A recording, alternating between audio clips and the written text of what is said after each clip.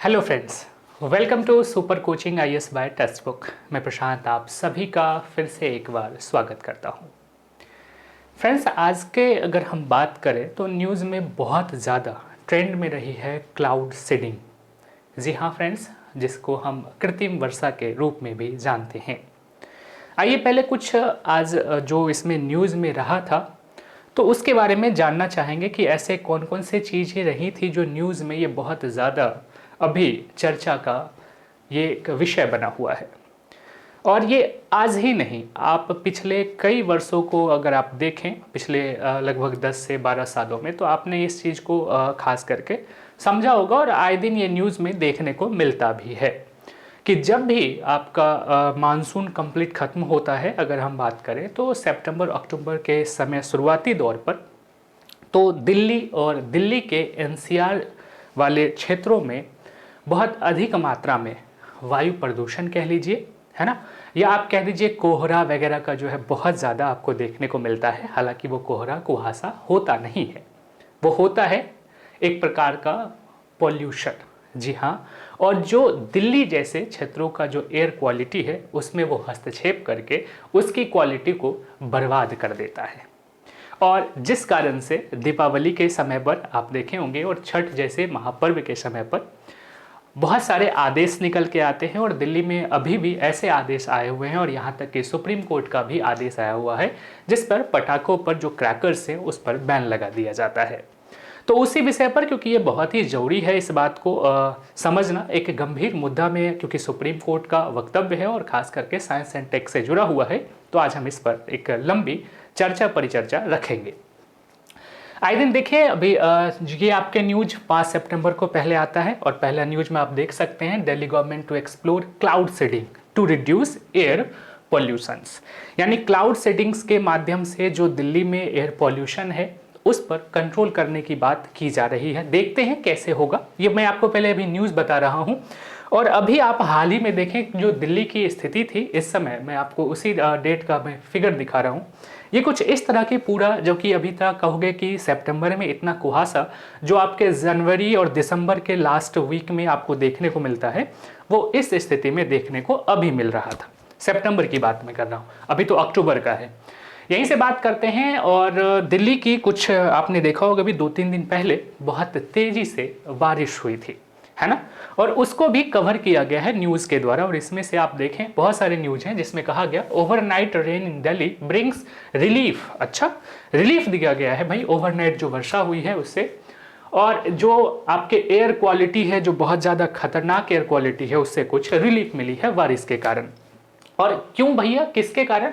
तो कह रहा है कि रेन, लेकिन इसमें ये बात नहीं की गई है, दूसरे वर्ड पे इस पे ध्यान दीजिए।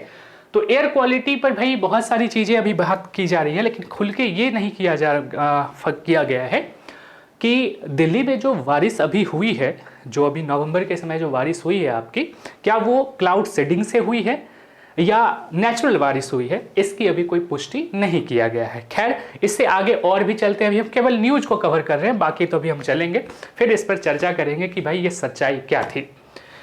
द हिंदू का ट्वीट देख लें, यहाँ पर Delhi government's attempt to elevate severer pollution in Delhi by resorting to artificial rain. एक वर्ड आता है यहाँ पर आर्टिफिशियल का, और cloud seeding in experimental, cloud seeding की भी बात की जा रही है। और कहने का मतलब, अगर पॉल्यूशन अगर है, अगर बारिश आ जाती है तो एयर क्वालिटी का कुछ सुधार जो है हो सकता है, पॉल्यूशन कुछ रिड्यूस हो सकता है, क्योंकि बारिश होने से जो हवा में जो डस्ट पार्टिकल्स हैं वो सब क्या होंगे, नीचे आकर जमीन पर आ जाएंगे, तो एयर क्वालिटी कुछ ठीक हो सकती है। ऐसी बातें कही जा रही है। अब आते हैं, क्या ऐसे ही था? तो भाई 2-3 चीज बहुत समस्या का विषय रहा। एक तो अभी जैसे सुप्रीम कोर्ट का बहुत बड़ा वक्तव्य था कि पटाखे नहीं चलेंगे, इस पे बहुत सारे पिटीशन भी फाइल किए गए कि एयर क्वालिटी की जो गुणवत्ता है वो बहुत ज़्यादा खराब हो रही है, जिस कारण से ये बैन कर दिया गया। ये बात भी रही। लेकिन अगर हम इसी में देखें तो आईआईटी कानपुर खास करके क्लाउड सीडिंग के विषय में बात करती है, और इस पे भी बात करती है कि एयर पॉल्यूशन में किसका क्या कंट्रीब्यूशन भी है। कंट्रीब्यूशन क्या पटाखों का सही में उतना ज़्यादा है जितना बताया गया है, या पराली का? तो मैं आपको बताता चलूँ, पराली का जो पराली आसपास एनसीआर के क्षेत्रों में जलाए जाते हैं, जहाँ खेती होती है और खेती को जलाकर आप जानते हैं फिर से वहाँ पर दोबारा खेती की जाती है, तो उस पराली के माध्यम से 95% जो है, और दिल्ली के लगभग 13 हॉट स्पॉट ऐसे हैं जहाँ पर इसका बहुत ज़्यादा प्रभाव देखने को मिलता है ना।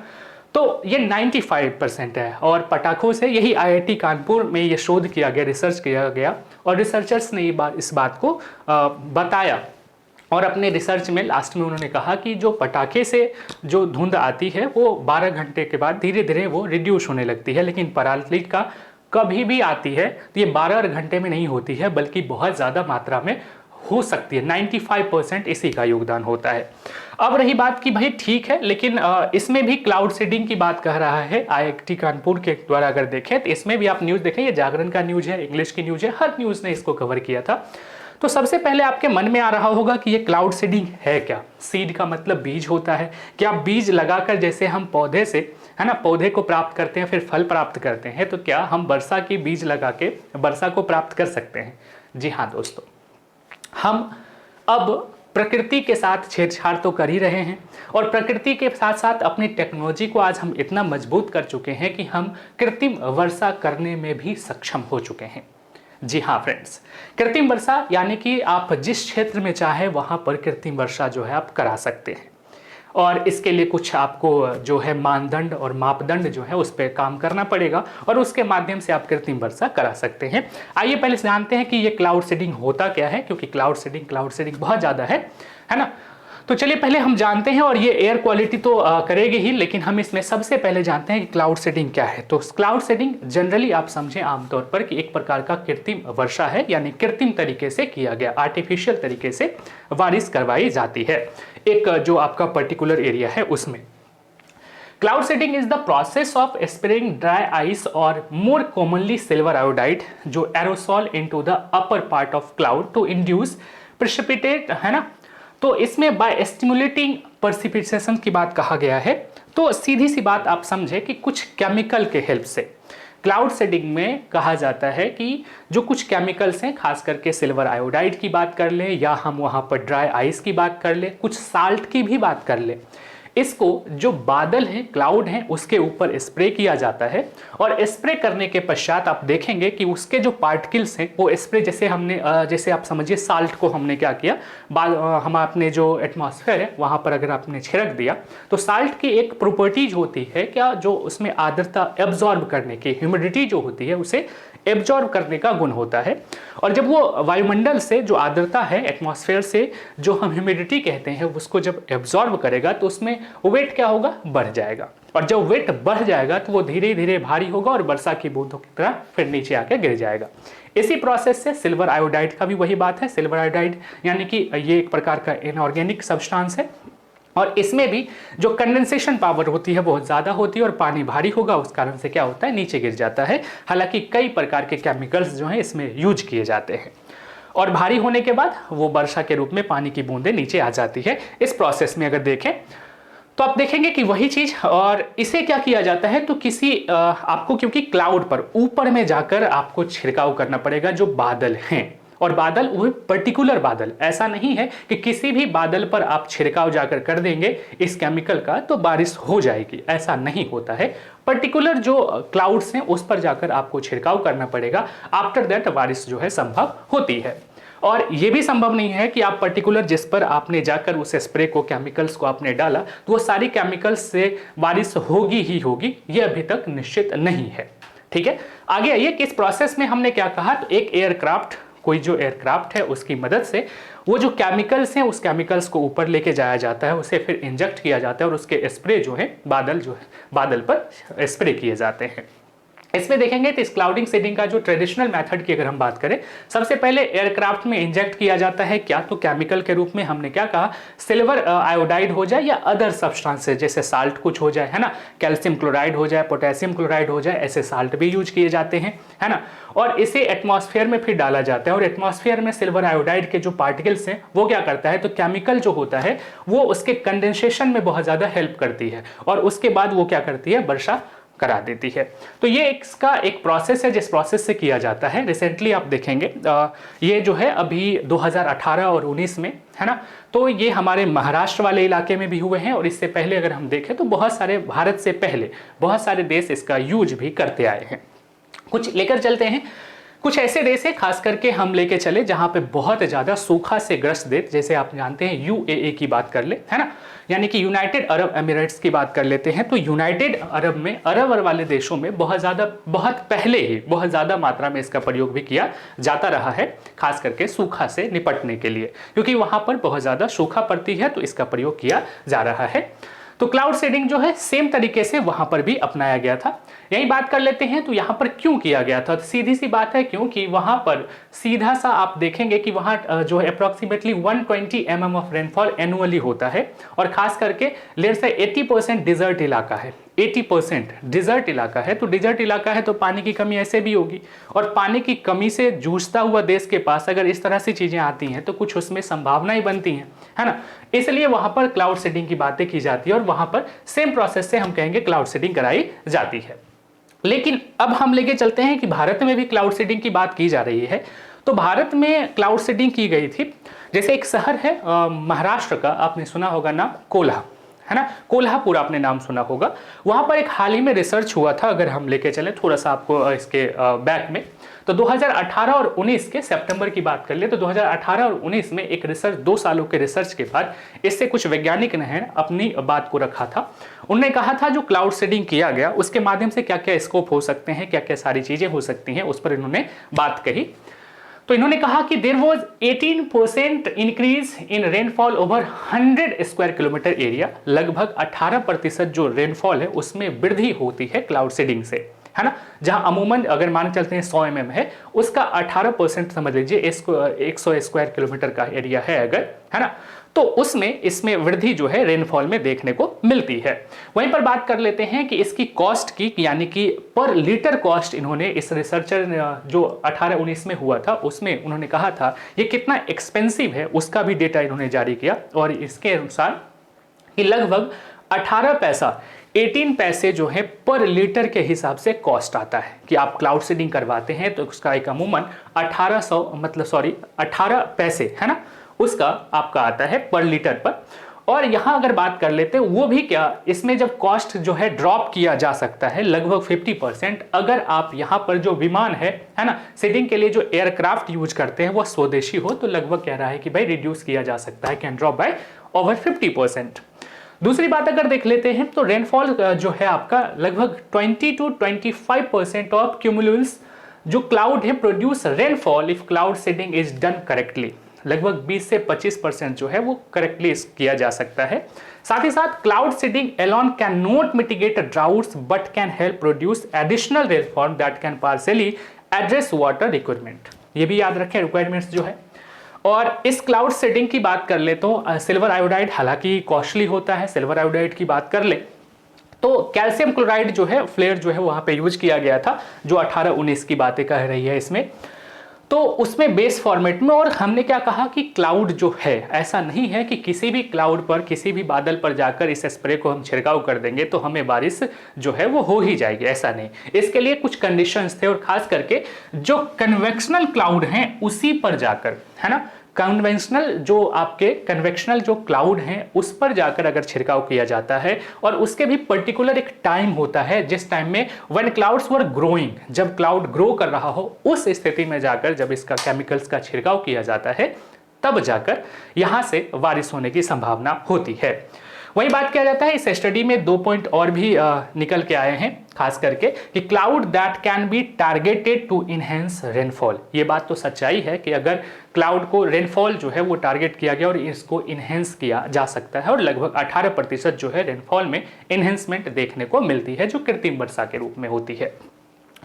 यहाँ पर कुछ प्रोटोकॉल्स भी हैं, सारी चीज़ें, और इसमें एट ऑल अगर आप सारी बातों को देखें, ठीक है, तो ये सारी बातें इन्होंने ये जो अपना रिसर्च था उसमें कहा था। लेकिन क्या क्लाउड्स जो हैं वो आपके सीडिंग क्लाउड, क्या हमारे लिए कोई भी टेक्नोलॉजी जब हम अपनाते हैं तो उसकी अच्छाई के साथ साथ कुछ उसके बुरे परिणाम भी हमें देखने को मिलते हैं। हालांकि क्लाउड सीडिंग के अलग अलग मेथड भी हैं, और उस बुरे परिणाम में उस अलग अलग मेथड का अलग अलग प्रभाव भी हमें देखने को मिलता है। ये डिपेंड करता है कि क्लाउड सीडिंग में हम किस केमिकल का यूज कर रहे हैं, जो हमारे लिए बहुत ज़्यादा नुकसानदेह है या बहुत कम नुकसानदेह है। वैसे वैसे केमिकल्स की बात भी की जा रही है।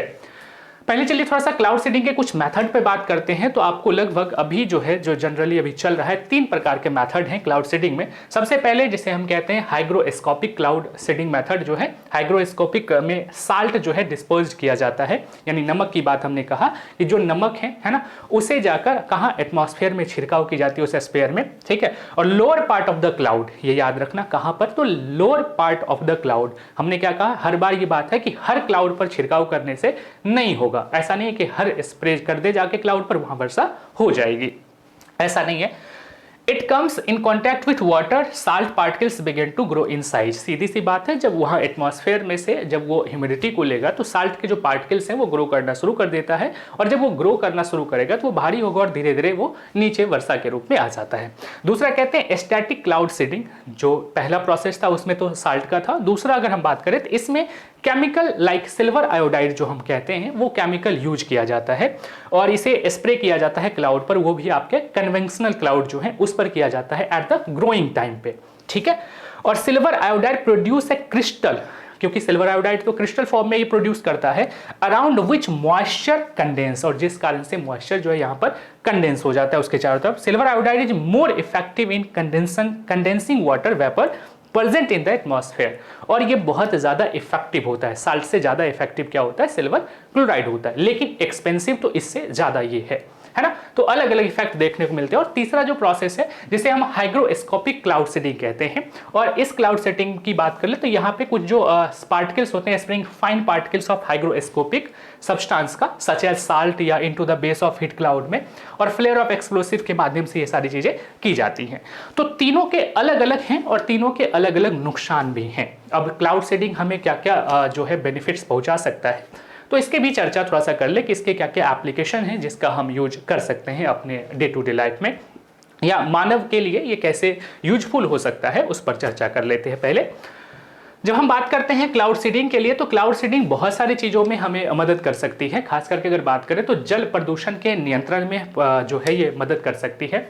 कोहरा का प्रसार हो जाए या ओला का वर्षण हो जाए या चक्रवात की स्थिति में भी हम ये मदद कर सकती है। वायु प्रदूषण में जो कमी लाने की, जी हाँ, ये इस पर थोड़ा सा इसलिए मैं जान के इंडिकेट कर रहा हूँ कि वायु प्रदूषण की अगर बात करें इसमें कमी लाने के लिए, और यही अभी दिल्ली सरकार जो है इसका प्रयोग करके कोशिश कर रही है कि एयर जो पॉल्यूशन है उसको कम किया जा सके। वायु प्रदूषण में यानी जहरीले वायु प्रदूषण को कम करने के लिए क्लाउड सीडिंग का जो संभावित रूप है अभी उपयोग किया जा सकता है। और हाल ही में अभी केंद्रीय प्रदूषण नियंत्रण बोर्ड ने अन्य शोधकर्ताओं ने दिल्ली में वायु प्रदूषण से निपटने के लिए क्लाउड सीडिंग का उपयोग पर विचार विमर्श किया भी है और किया भी है, ठीक है। तो ये बात ध्यान रखेंगे। साथ ही चलते हैं यहां से अभी आगे नेक्स्ट में। अब क्लाउड सीडिंग जो है ये ऐसा ही नहीं है कि बस इस पे काम कर जाएगा। एक सेकेंड, क्लाउड सीडिंग में कुछ चुनौतियां भी हैं। अगर हम बात कर लेते हैं तो क्या क्या चुनौतियां भी हैं, जैसे प्रदूषण से हम निपट सकते हैं, सूखा वाले क्षेत्र में हम पानी पहुंचा सकते हैं, हम बात करें चक्रवात से निपटने में भी हो सकती है। तो ऐसी बहुत सारे बेनिफिट्स हैं जो हम इससे कर सकते हैं, लेकिन कुछ चुनौतियां हैं जैसे possible side effects. Cloud seeding में बहुत सारे साइड इफेक्ट्स भी हमें देखने को मिलता है, खास करके क्योंकि क्लाउड सीडिंग में हम केमिकल्स का जो यूज करते हैं उसके कारण से, क्योंकि हम जान रहे हैं कि यहाँ से अगर सल्फर डाइऑक्साइड जाता है, कार्बन डाइऑक्साइड जाता है या और अन्य जो गैसेस जाती है तो एसिडिक रेन का कारण बनती है, और वो एसिडिक रेन ऐसे ही पृथ्वी पर इन्वायरमेंट पर बहुत ज़्यादा बुरा इफेक्ट डालता है। लेकिन क्लाउड सीडिंग में तो हम सीधा केमिकल यूज ही कर रहे हैं, और केमिकल यूज कर रहे हैं तो वो बहुत ज़्यादा हार्मफुल हो सकता है, खास करके प्लांट्स के लिए। जो यहाँ पे हमारे जो लैंड्स पे प्लांट हैं, चाहे एनिमल्स हैं या पीपल हैं या एनवायरनमेंट है, इसके लिए बहुत ज़्यादा खतरा है, और ये अभी चुनौती भी में से एक भी है। यही बात कर लेते हैं अनयूजुअल वेदर पैटर्न का। बात ये भी है ना कि जो वेदर का पैटर्न जो है, जो हमारा क्लाइमेट है, उसमें भी थोड़ी बहुत ये आशंकाएं जो है जताई जा रही है कि क्लाउड सीडिंग के माध्यम से मान लेते हैं कि जिस देश में ड्राउट है या जहाँ सूखा का क्षेत्र है वहाँ हम वर्षा करवा लें या प्रदूषण को कम करने के लिए हम इसका प्रयोग कर ले। लेकिन दिक्कत कहीं ना कहीं ये भी है कि जहाँ पर नॉर्मल बारिश होती है, रेनफॉल होती है, वहाँ पर सूखा आने की भी संभावना जो है इससे हो सकती है। तो ये इसका नुकसान भी है। यही बात कर लेते हैं पॉल्यूशन का। तो हम जानते हैं इसमें पॉल्यूशन तो अभी जी हमने चर्चा किया, खास करके इसमें सिल्वर आयोडाइड हो जाए या ड्राई आइस की बात कर ले, ये सारे जो है, या साल्ट्स की बात कर ले, ये सब जो है क्लाउड सीडिंग में यूज की जाती है केमिकल्स का। तो ये ड्यूरिंग आर्टिफिशियल रेनफॉल में तो ये क्या कर सकता है, तो ये आपके अलग अलग जो लोकेशन है उस लोकेशन को टॉक्सिक कर सकता है। सिल्वर आयोडाइड जो है ऐसे भी टॉक्सिक की बात करता है, तो टॉक्सिक जो है उस जिस भी लोकेशन में हम बारिश करवाएंगे तो उसके माध्यम से ये टॉक्सिक पॉइजन जो है वो कर सकता है। और टेक्निकली अगर बात करें तो ये एक्सपेंसिव भी है, तो भी इस पर भी अभी विचार विमर्श किया जा रहा है। क्योंकि एक्सपेंसिव इसलिए क्योंकि सिल्वर का प्रयोग है, एयरक्राफ्ट्स हैं, बहुत सारी चीज़ें हैं, है ना। तो ये सब अभी एक्सपेंसिव की बात भी किया जा रहा है। तो क्लाउड सीडिंग के विषय में लगभग ये तय माना जा रहा है कि अभी इसमें बहुत सारे सुधारात्मक कदम और भी जो है अभी वैज्ञानिक को देखने पड़ेंगे, और इसमें क्या सुधार हो सकता है जो हमारे मानव जाति और खास करके जो एनवायरनमेंट है उस पर भी इसका ज़्यादा प्रभाव ना पड़े। हालांकि अभी देखते हैं कि इसका कितना एयर क्वालिटी पर इफेक्ट पड़ा है और क्या भविष्य में इसका होने वाला है। Thank you very much. जुड़े रहें super coaching IAS by text book के साथ।